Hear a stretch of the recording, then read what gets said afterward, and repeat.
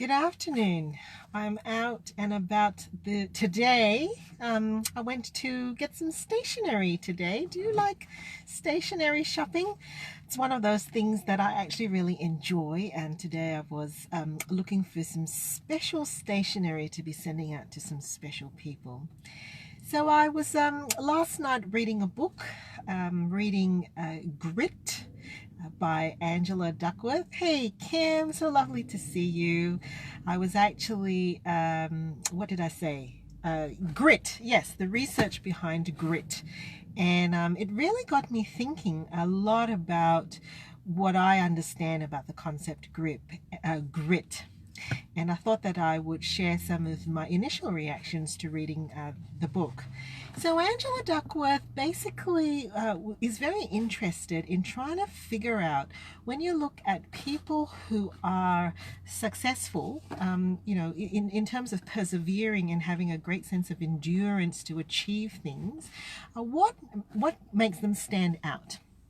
And she talks about how, it's not necessarily cognitive or IQ resources that make a difference, but about this thing called grit. And grit is basically the combination of passion and interest and a kind of deep perseverance. So when you put passion plus perseverance, or interest plus endurance, you get grit. Now, if I just say to you grit, what comes to your mind?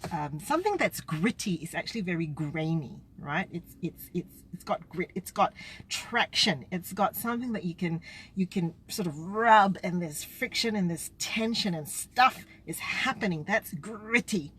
And really that's the concept of psychological grit. There's actually a lot of reality to grit, in that when you're thinking about your goals and when you're thinking about where you're heading to, gritty people, she says, but I think that's how she calls it, gritty people don't just have a vision or a goal for today or 5 years or for 10 years down the line.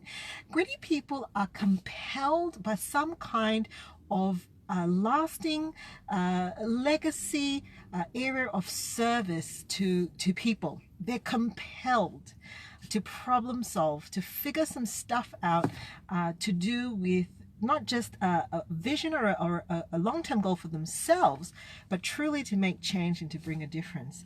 And as I've been reading this, I've been thinking a lot about my own journey with wanting to see an end to burnout, because burnout basically erodes grit, right? If you don't have enough fuel in your tank to endure and to be gritty, then what a loss for us all.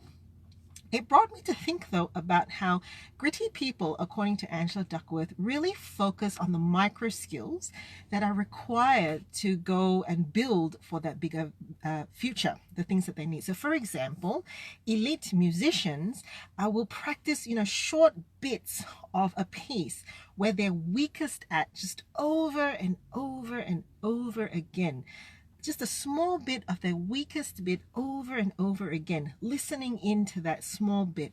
They're eliciting lots of feedback, and they want you to hit them hard with the critical feedback for that little piece, because once they practice and have mastery over that little bit, the hump is over. Now, Angela Duckworth says that this is where she thinks the concept of flow comes, that you don't get into that sort of creative, energized space until you do the micro bits of work in the small bits where mastery and experience meets passion. Now, I put it to you, how gritty are you with your discipline to self-care? How gritty are you with your discipline to self-care? Have you taken a small part of the vulnerability that you might have that's contributing to the burn factor, and just focusing on it and strengthening that one bit over and over and over and over again? Are you getting feedback from others that's saying, hey, how are you going in that small part of your self-care rhythms and routines?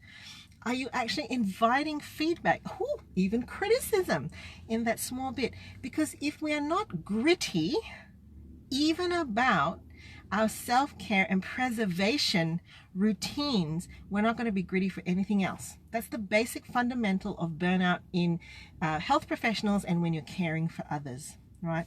So my message for you today is, can you identify one small bit in your routines and rhythms that is causing you some kind of burnout or some kind of exhaustion or some kind of demoralization?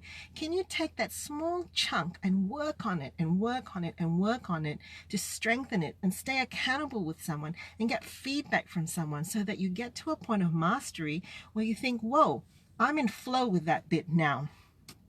Could be anything.